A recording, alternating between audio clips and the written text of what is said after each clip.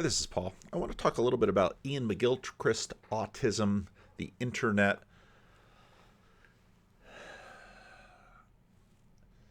Autism is a very interesting thing. There are a ton of videos on autism. This one came through Grim Grizz's channel, and she begins. 3. Simon Baron-Cohen, a clinical psychologist at the University of Cambridge, claimed that Albert Einstein had autism. Elon Musk has said he has Asperger's syndrome, and if you ask Google, you'll find many lists of famous people who supposedly have autism, usually with the preamble, though he was never diagnosed. It's been attributed to Mark Zuckerberg, Steve Jobs, Bill Gates, and Eminem, none of whom ever said anything to deny or confirm it. What's going on? Why does everyone suddenly have autism?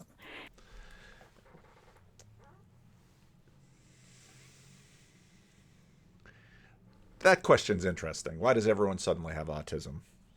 To me, the question really gets interesting when you connect it with Ian McGilchrist. And he just said something briefly on this I had said something on a video about autism, and then his conversation with Rupert Sheldrake came out, and he said this. People, and maybe that is to do with the brain, that some people, especially people with autism, and who are something like 10 times more likely to be atheistic, the normal brain is actually allowing us to, if we will not suppress it, to experience the sort of things that you're talking about. And, going back to my idea that... Now, McGilchrist has done it. You can find him a lot on YouTube. He's done a lot of great interviews. He recently had that really terrific conversation with Smachtenberger and Vervaeke, and one was just released with Damien Walter, which I think is a really good one. I want to remember this 28 here, but what he gives at the beginning is probably. It's always so hard evaluating what was the best time that Ian McGilchrist summed up this massive amount of work that he's done. If you see the books that are The Matter with Things, they're enormous books. I haven't bought them because I don't want to buy them if I'm not going to read them. And doing the audiobook just seems nuts. So it's a massive effort, and he's been doing all sorts of videos. But it could be that the more I listen to it, the better I understand it. Or it could be that the more he says it, the better he gets at saying it. Or it could be that both of those things are true at the same time. But I thought he gave Damien Walter one of the best versions of his little talk. And then the matter of things is the extended philosophy. I think that's a good way of putting it. The only thing I would add to that is that I explored literature that wasn't available when I first was writing the Master in his Emissary. And so in the Matter with Things, I include a great deal more neuropsychological evidence. I think it's about 6,000 papers and sources that are referred to there. So nobody can say there's no evidence. Wow. That doesn't stop some people saying that without having looked at my books. But I'm trying to get beyond that. So yes, it is, and it's saying what the philosophical import of all this is. In a second, I'm going to ask you to give your summary, I guess, which you must be very used to doing by now. Yes.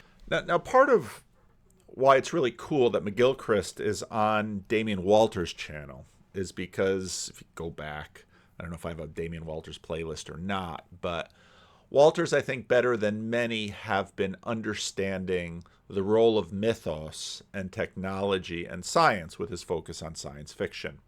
And the interesting relationship between fantasy and science fiction, both of which have sort of captured our storyverse in the West for the last 20, 30 years. Star Wars, Lord of the Rings, Harry Potter, Marvel Cinematic Universe. These have become deeply resonant with a lot of people. And I think Walters is right that because of the influence of technology and the disruption of technology, it's a big piece of us trying to fit the world together. Now, one of the interesting things about McGilchrist with his left brain, right brain thing is that in some ways it maps onto the beginning. So I mentioned the previous video, I had lunch with this pastor, and very, very much, I got to do a video about the corner again, just sort of some more definitions. He's not following any of this. He doesn't watch many of my videos. He knows about estuary. He's a friend and he's a colleague, so he knows some of what's been going on, but, not by no means following all of this stuff. But he just decided to pick up Maps of Meaning and start reading it. And it was, he was quite impressed, at least by the introduction. And he said, as I go in, I can tell it's going to get, and I said, yeah, it's kind of a tortured book. But Peterson begins with basically a world of objects. And in many ways, McGilchrist's point is that we have developed a collective. So how do human beings do the things that we do? How are we communal and productively communal in the way that we are? That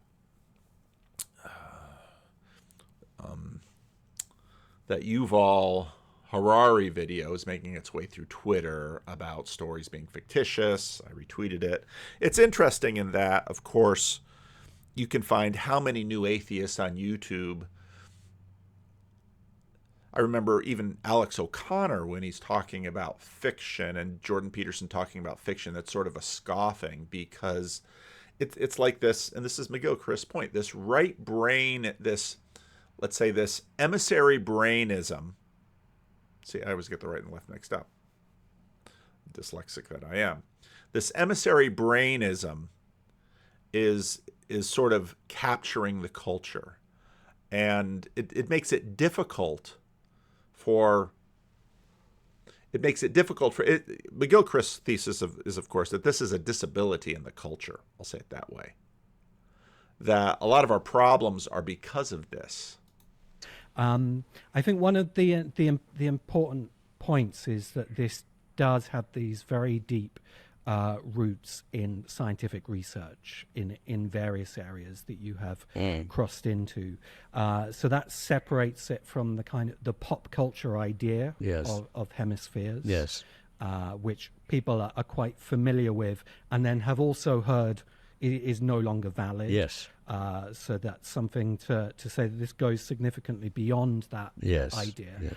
And also it has a lot of similarities to a long history of thinking about the world that we might think of through the mythos or even through religions, or and perhaps even ideas today, like you've talked with people about John Vervaeke about meaning and so on. So it crosses into all of these areas, but yours seems to be the most scientifically rigorous of them. Is that fair, do you think? I think so, yes.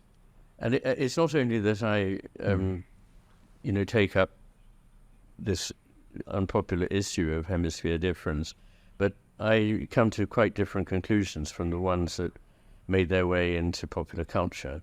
So the first hurdle I always have to get over is, all that stuff about hemispheres was exploded long ago. It's pop science and it's nonsense. Well, it's true that not all, but most of what was said about hemisphere differences was wrong. But perhaps I could explain what I think is important about the difference. Please do. Yeah.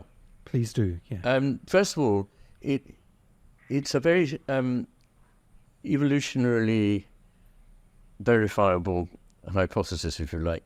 The idea is that the two hemispheres of the brain evolved differently, not just in human beings, but in pretty much all creatures we've looked at, to solve a particular problem, which is how to pay two kinds of attention to the world at the same time. One kind of attention is required for survival in the simplest sense, that we need to get stuff. We need to grab food, we need to catch a rabbit, we need to pick up a seed, whatever it is. And we need also to be able to manipulate our environment, to pick things up and build things and use tools and so on, in the case of human beings. So in fact, as far back as we can go in history, 700 million years, we know that the neural networks that form the ancestors of the human brain were asymmetrical, which is interesting in itself. Why were they asymmetrical?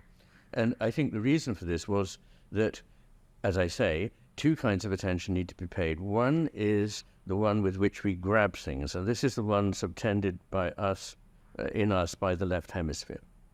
And it therefore pays attention to something that we already know what it is, we know we want it, and we need to get it. And so it focuses in a targeted way, a very narrow beam of attention that brings clarity. But the difficulty with this is that it is not seeing everything else that's going on at the same time. And so in order to survive, you also need to be looking out for predators, not just predators, but also for your kin, for your offspring, for your mate, for your kind. And right there, you get a sense of, so you need to target, and you need a map, and you need an updatable map, a live map. And so you're always working on both of these things. And it's interesting, too, especially in cultures now where people aren't looking out for predators. They are looking out for other kinds of predators, and they're working out there as they're targeting in here. But both of these things are connected. And to do this, you need precisely the opposite kind of attention. Maximally open,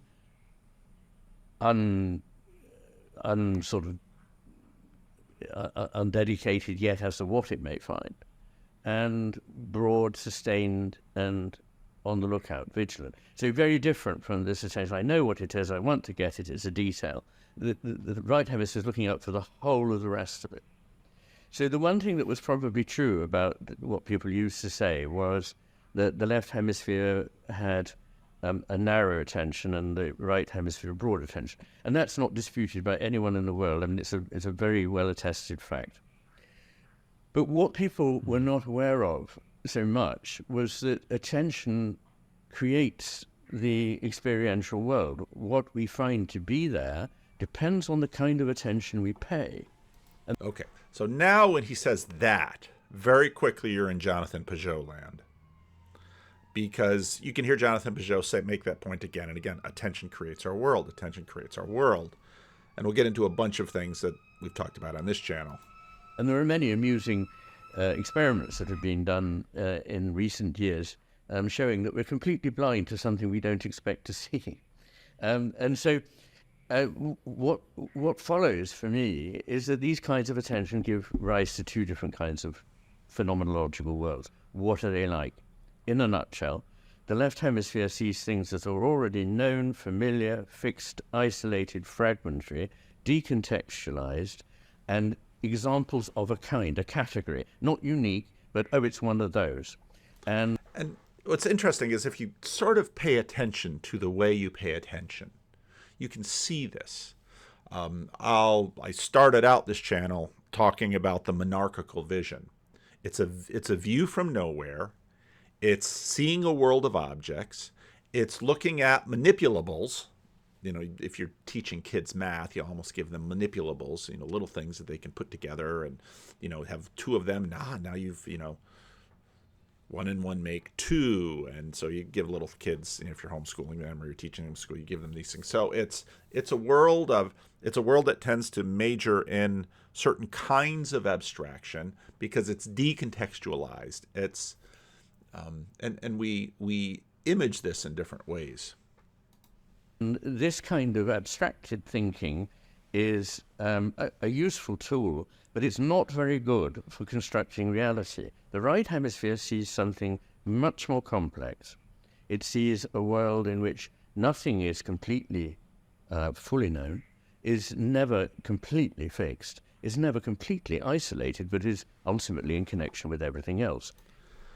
Now, this is a world of persons. So if we take a look at Pascal's, something I've been using for a long time, Pascal's, we've got the spirit of geometry. That's the emissary brain, and we've got the spirit of finesse. That's the MasterBrain.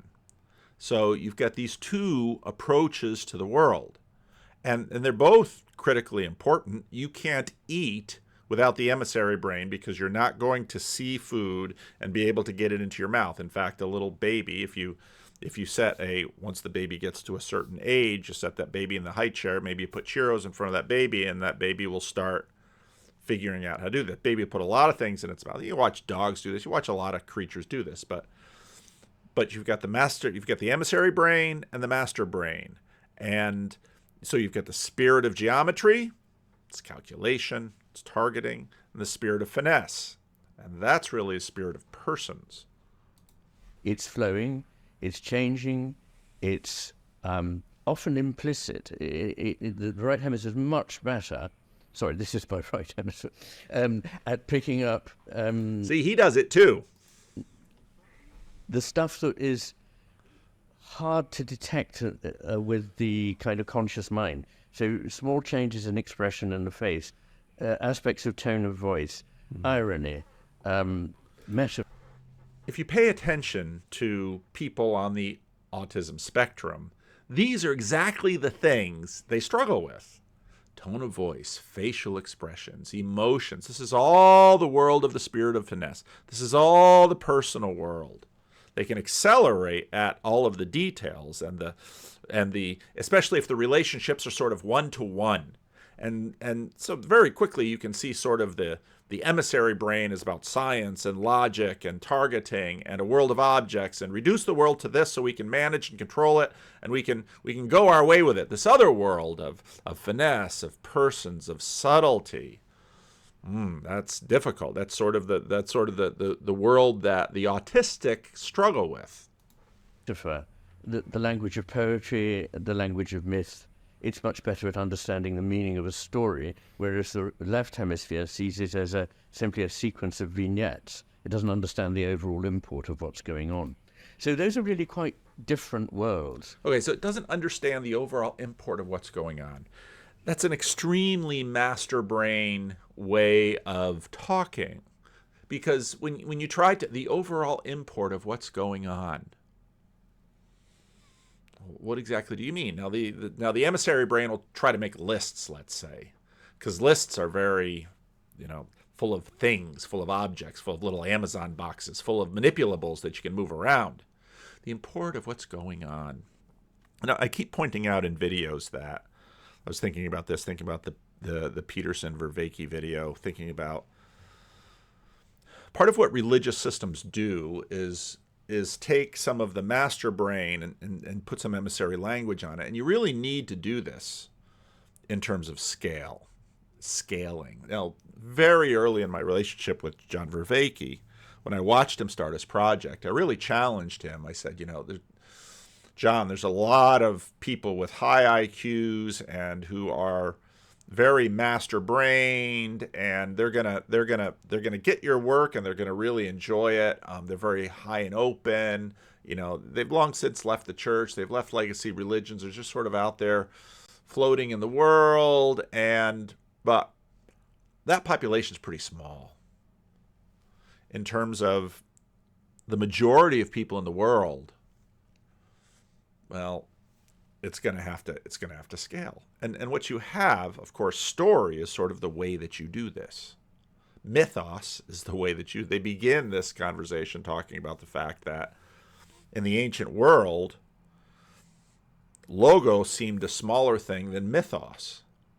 Logos seemed the emissary brain. Mythos was the master brain. Let's say that. Don't hold me to it too tightly. So you've got these things going, and again, keep autism in mind as we keep talking about this. And my thesis is that the world that we're in now has come to depend very heavily on this very simple, mechanistic, theoretical vision of the world. A distinction I like to make is between presence and a representation. And a representation means literally present again after the fact, when it's actually no longer present. So that when he said that, just lights went off in my head. Oh wow, that's really helpful. The world is present in all its richness and complexity and intuitive meaning that can never be fully grasped. To the right. Okay, but remember combinatorial explosiveness. The world is present, but we have to reduce it. And so the master and the emissary brains are working together. The master brain is in some ways directing attention. Look at that. Oh, emissary brain takes it. Look at that. Oh, emissary brain takes it. And so if they're working together well, then, you know, it's sort of like the boss and the manager. Okay? So the leader and the manager. The leader establishes direction. The manager figures out how to. In churches, you'll have the senior pastor and then the executive pastor. You'll have the captain of the ship and the XO, the executive officer. And the captain of the ship will say, this is where we're going. And the XO, I don't know if ships actually work this way, but, you know, navigate the course, figure out if we got enough fuel, you know, do all of the details. But this is the direction. And so you can see the relationship between the two. Hemisphere, which is an expert at decoding it. And the left hemisphere instead replaces reality with its own simple map of reality. Now, a map is not to be despised. A map is very useful. But when you mistake a map for the world, you've made a huge error. And I believe that's where we now are. I'd just like to add that in the ways in which we can come to a sense of what we can rely on, we need to be using, I would say, at least 4 things. These seem to me the primary paths to reality. One is science. Another is reason. A third is imagination. And a fourth is intuition.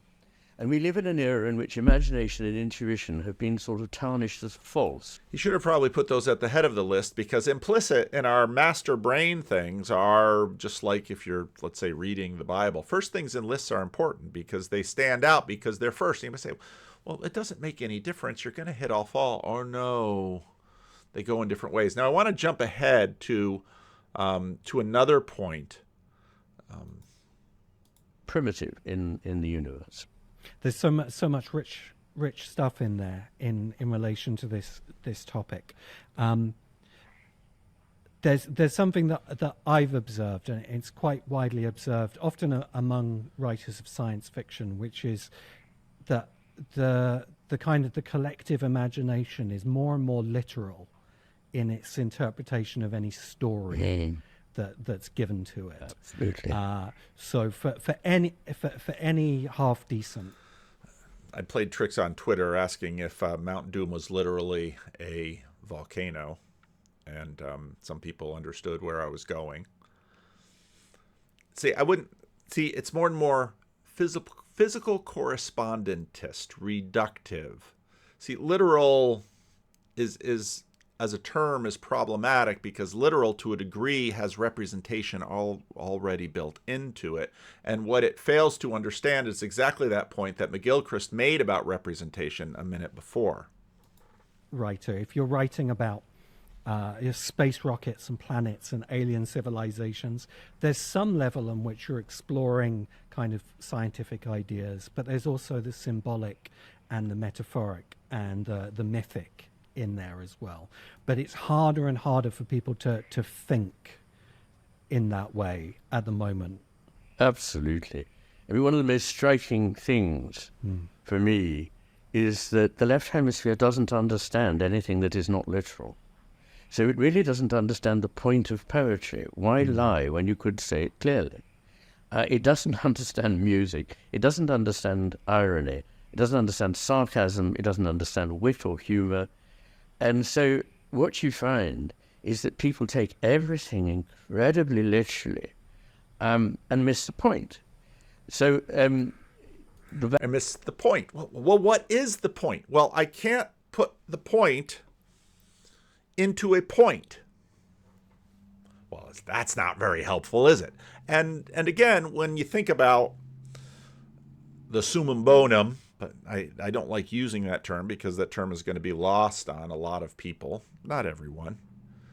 But, you know, you sit down and you have a conversation, you have a sense in your master brain of, okay, this is going to somehow be pointing to getting us towards, on the way to that which we all desire but cannot talk about. It was fun listening to Alex O'Connor wrestle a little bit with Richard Dawkins about C.S. Lewis's argument from desire.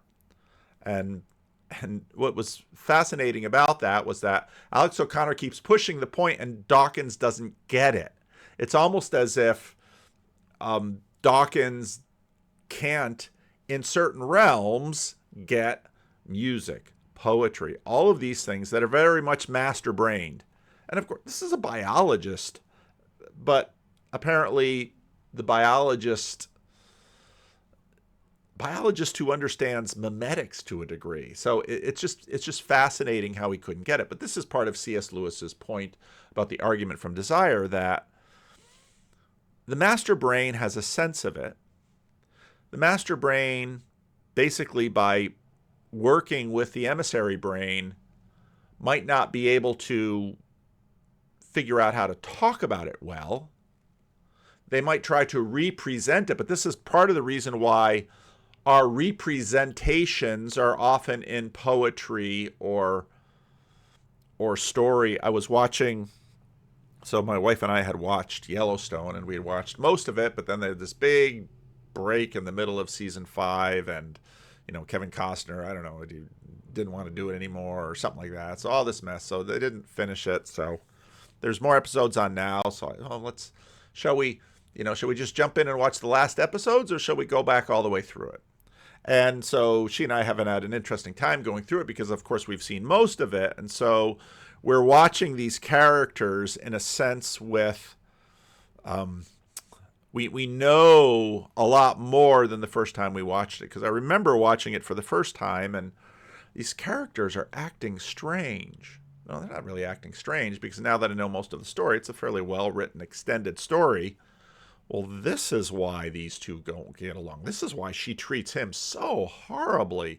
This is why these two are lovers. That doesn't seem to make any sense. This is why, because, we've seen more of the story. And it's like, okay. So we get a sense of the psychology beneath it. A few weeks ago, I found a channel. I subscribed to them. I don't know if I can even find it right now. I don't feel like looking for it right now because time is short. But this channel did a very in-depth analysis of White Lotus. And in a lovely video showed many of the layers beneath White Lotus. And again, we have this experience where the emissary brain can't calculate it. The emissary brain is just watching the characters on the screen, and we can quickly reduce it to propositions. This is what he said. This is what he did, in a very physical, correspondent way. But the master brain is watching and saying, there's more going on here. And I'm holding its attention. The master brain is the attention director. And the emissary brain, if it's doing its job, will be, okay, I'll take that and I'll process it and I'll catalog it. Just keep pointing me to things, and I'll keep processing and cataloging and remembering. But see, once the emissary brain starts directing, you're going to have problems. And again, this was well talked about in the Vervaeke, Smachtenberger, McGilchrist conversation. But you get a sense of this. Now I'm going to switch gears probably to some place you didn't think I was going. But for me, it's part of what provoked this video for me, especially with respect to autism.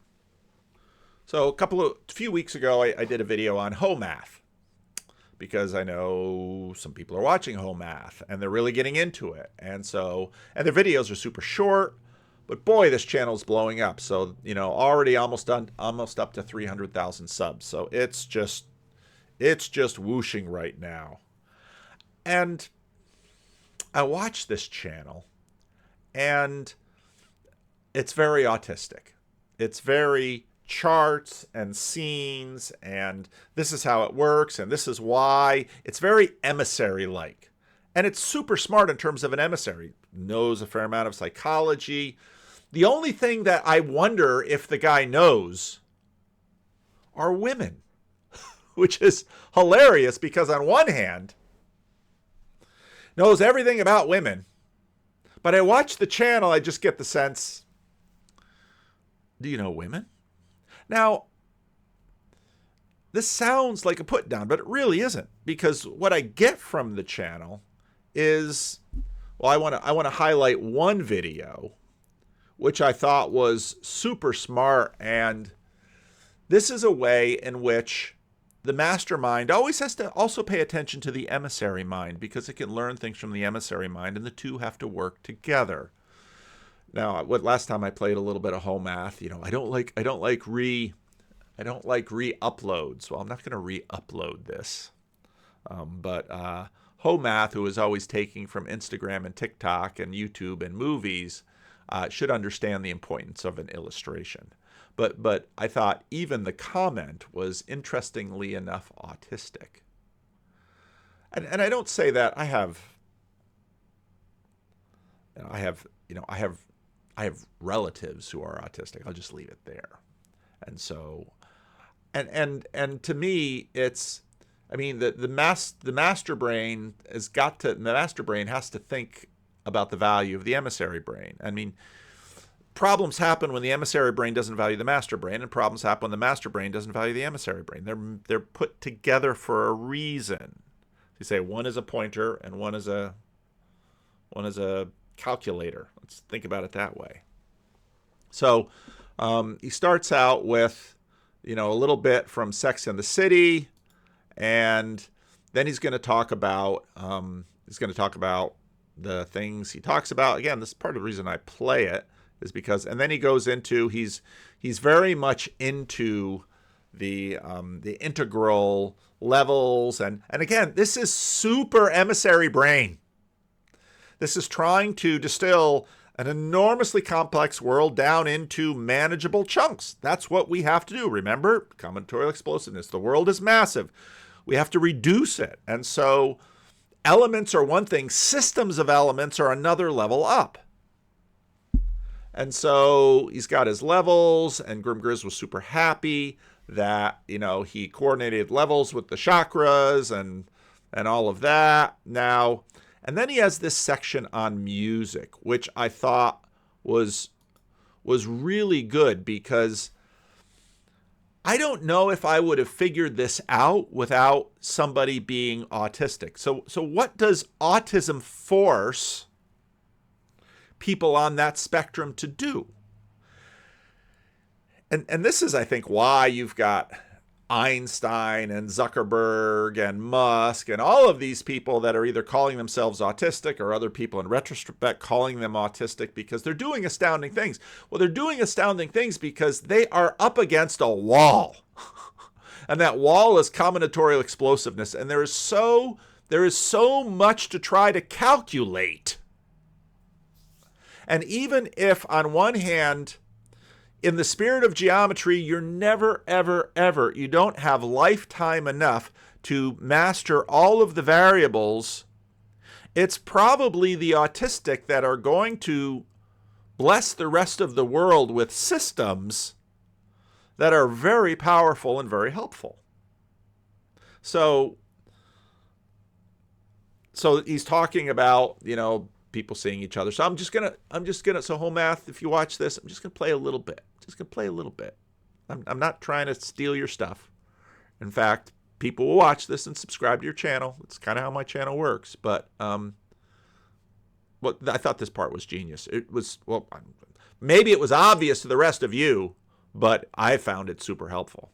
TV, you're putting yourself in one of these places. We also do this with music.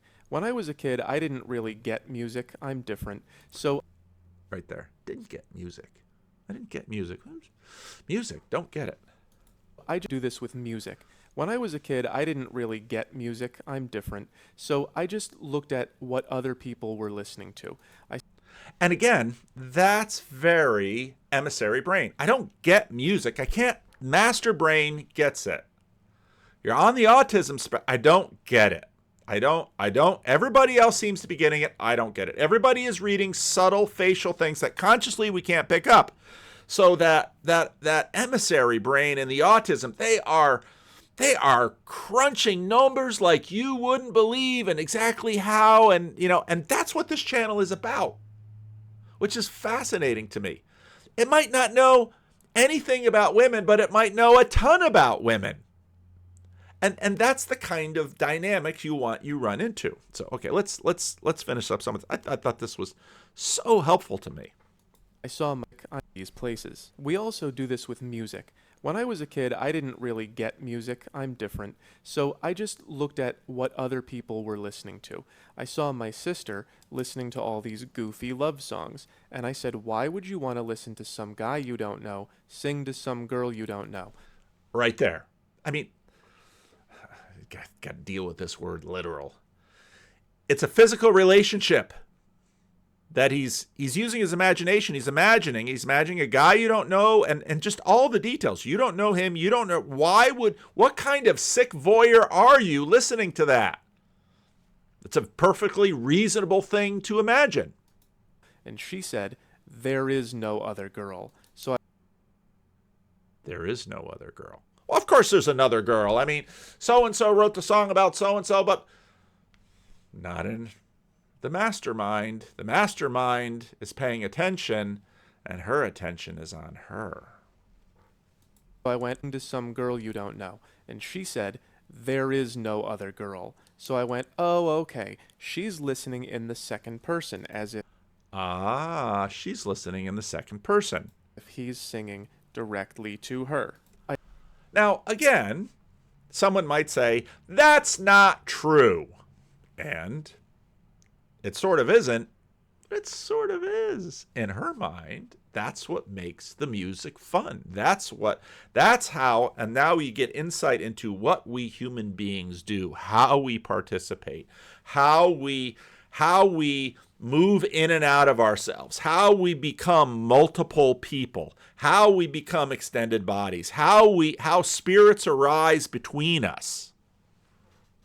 I also listening and said, there is no other girl. So I went, oh, okay. She's listening in the second person, as if he's singing directly to her. I also had a friend who listened to a lot of rap music. I swear to God he wore a do-rag with salmon-colored boating shorts. And so I said, why would you want someone to say these things to you? It seems really rude. And okay, see, again, they're saying these to you. And now, most of us would hear that and say, that's what you think? But then if he came back and said, well, then what is happening? I don't know. Oh, but someone with autism, they could probably figure it out. It comes at a high price, but they're working like crazy to figure out what is music. A lot of the rest of us, I don't know what it is. I just enjoy it. And he gave me some idiot answer like, this is real life. His father was a See? lawyer. So I thought about that, and I realized, okay, he's listening in the first person perspective, as if he's the one saying these things. I'm the gangster. So then you see, then once you see this, suddenly, oh gosh, we're doing this all the time. We're doing it when we watch movies. We're doing it when we listen to somebody else's story. And on one hand, you knew this already, but sort of the emissary brain and the calculation and the and putting it all this way, it's like, oh, but also notice what else we've gained. He sort of adapted the first person and the second person, these grammatical notations, and now they're relational, and now because we're sort of into bite-sized parts, now we can move them around. Now they're manipulables. Now we can use them. it all started to make more sense. People apply whatever fantasy they want to the media they're consuming. People apply whatever fantasy they want to the media they're consuming. And then he makes just a really good application. And you can see how, you can just basically see how his brain works. This is Carrie from Sex and the City. Her job is to be 1,000 sex mistakes. Here's a scene from the show. I have a question for you. Why wasn't it me? Mr. Big married someone else. No, seriously. It just got so hard. And she's... Yeah. Your girl is lovely, Heather. I don't get it. And you never did. Listen to that sexy, triumphant flamenco music as she... He nails it. He absolutely nails it. That, what is this coping that she's doing? Well, she's disappointed. Her ego can't take this, so she makes up a story, and in her story, he doesn't match up. He can't have her because she's wild, blah, blah, blah, blah, blah, blah, blah, blah, blah. When the autistic dude, who has a really hard time knowing people, has identified a dynamic. And here's part of the reason why the channel's successful. That little dynamic, you can transfer that on YouTube. Now, you can do the other. I don't know if I can find that channel. I probably should look for it. Found the channel. White Lotus, the power dynamics of attraction. That's the thing I watched. Really nice treatment of the dynamics between these two people in terms of sort of what's going on underneath. And there it is.